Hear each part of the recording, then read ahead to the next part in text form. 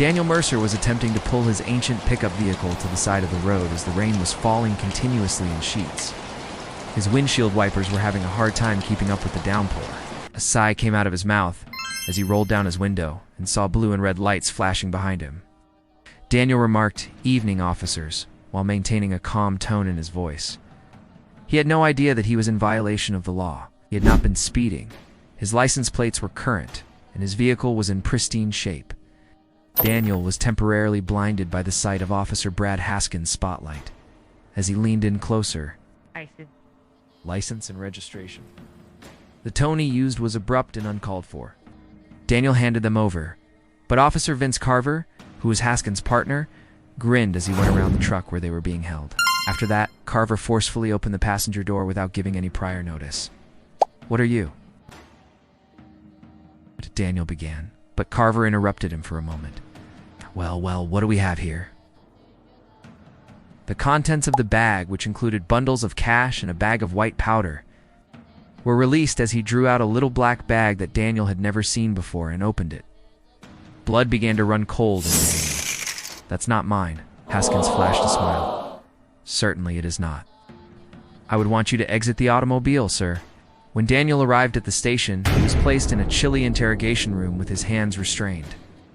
Every single protest and every single demand for a counsel had been disregarded by the cops. Haskins threw the fabricated evidence onto the table and stated, "Mercer, you are looking at a 10-year sentence. Unless you want to make this easy on yourself." Daniel's jaw was clenched tightly. "That was planted by you. I have no idea who you would consider me to be, but you are looking at the incorrect person." Carver chuckled to himself. "Oh yes, we are well aware of who you are, working as a mechanic on the side, with no family or ties. The ideal candidate for the fall." Daniel's eyes became more gloomy. No one was aware of it. Daniel was eventually permitted to make his one phone call. After being held in a holding cell for many hours, a number that he hadn't called in years was dialed by him. The response came from a strong and commanding voice. "Governor Mercer's office." David let out a sigh. "Make sure my brother is on. Right now." "Next, Daniel." The tone of Governor James Mercer's voice conveyed a sense of both surprise and alarm. "Do you have any idea where you have been? Please tell me where you are calling from." "I'm in jail," Daniel said in a straightforward manner. "Presented by two of your most distinguished commanders. Just thought you would be interested in taking care of this before I do." There is a pause.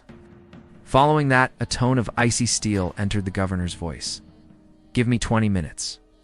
When the doors to the station suddenly opened, Haskins and Carver were in the break room, sipping coffee and joking with each other. "It is the state police. There are federal agents." Additionally, Governor Mercer himself, with a resounding emotion, was there in the middle. The head of police fell ashen. "Sir, we weren't expecting there was a demand from the governor. Where are they?"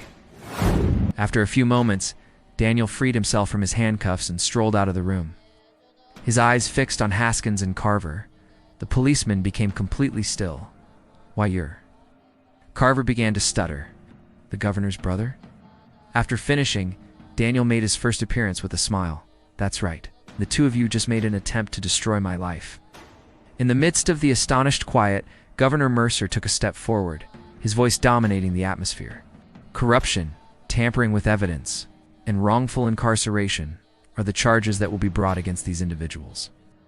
Trust me when I say that this state does not accept corrupt law enforcement. The matter was in the news all around the country. Haskins and Carver were forced to serve 15 years in prison, and their careers were ruined as a result."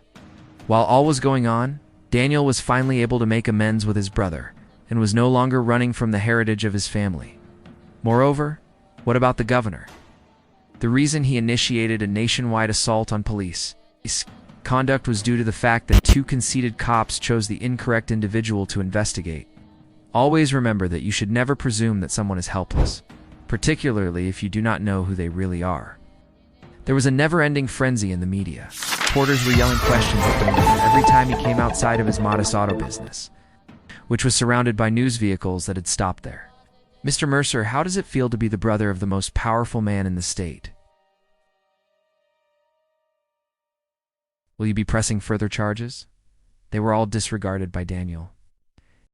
His only desire was to return to his job, to the uncomplicated existence he had constructed for himself, far off from the political world of his brother.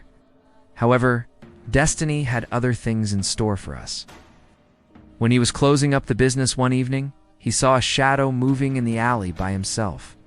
With a voice that was low and urgent, a guy dressed in a black suit moved forward. "Mr. Mercer, it is imperative that you accompany me." Right now, Daniel became tense. Ow! "Who the hell are you?" A state intelligence insignia was shown by the individual. "Orders from the governor?" "You have been the target of a threat to your life." The safe home was clean and in complete silence. While standing near the window, Governor Mercer had a gloomy expression. James said this wasn't just two rogue cops, referring to the situation. Haskins and Carver were not just individuals, but also members of a larger network.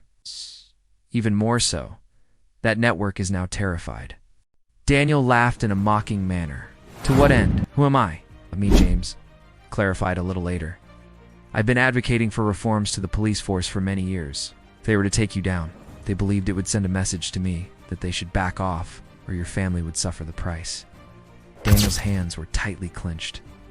"So what now?" James shifted his gaze, his eyes ablaze. "What now?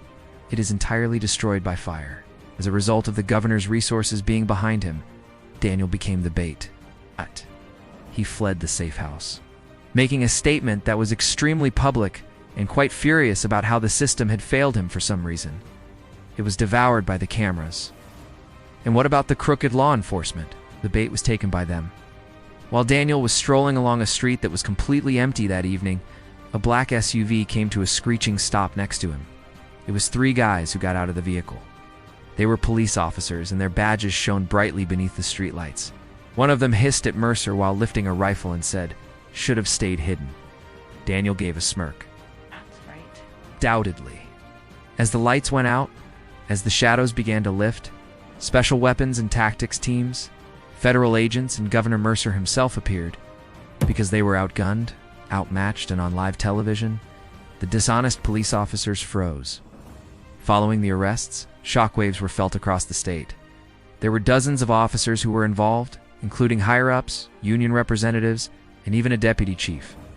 Attempts to cover up the controversy were futile.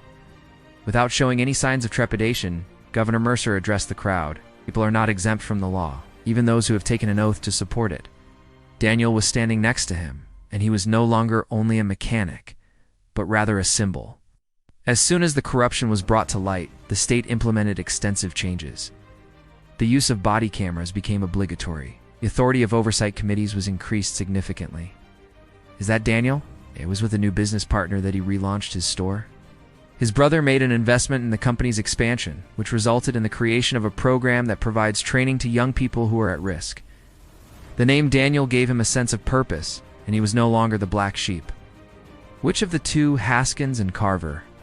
They sat in their cells and watched the news, while the system that they had exploited went through the process of being rebuilt without them.